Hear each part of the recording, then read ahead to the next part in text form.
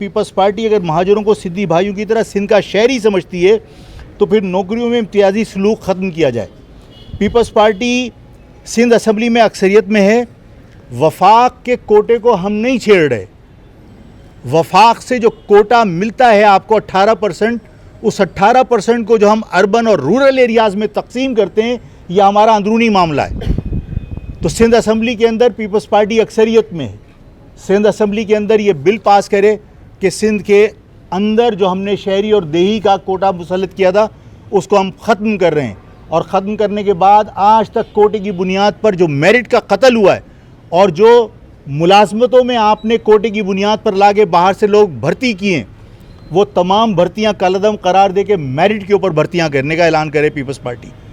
जो कोटे की बुनियाद के ऊपर कॉलेजेस में, एनईडी यूनिवर्सिटी में और मेडिकल कॉलेजेस में जो एडमिशन हुए उन्हें कलअदम करार दे कि नाजायज़ हुआ है, जुल्म हुआ है इस कराची शहर के लोगों के साथ।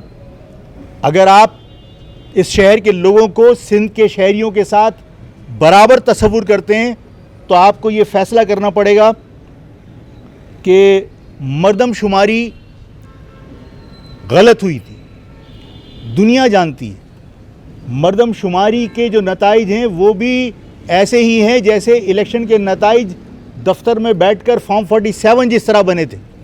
इस मरदमशुमारी का फार्म का मुझे नंबर नहीं पता, लेकिन वो भी फॉर्म 47 ही था कि फरमाइश पर सिंध की आबादी देही बढ़ाई गई और शहरी आबादी को कम किया गया।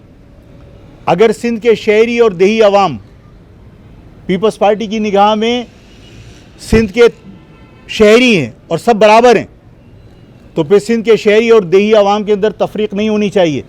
सिंध में मरदमशुमारी पीपल्स पार्टी दोबारा करवाने का मुतालबा करे। वफाक से हम भी मुतालबा करते हैं, पीपल्स पार्टी भी मुतालबा करे कि जनाब सिंध में मरदमशुमारी गलत हुई है, उसमें कहीं कोई शफाफियत नहीं है।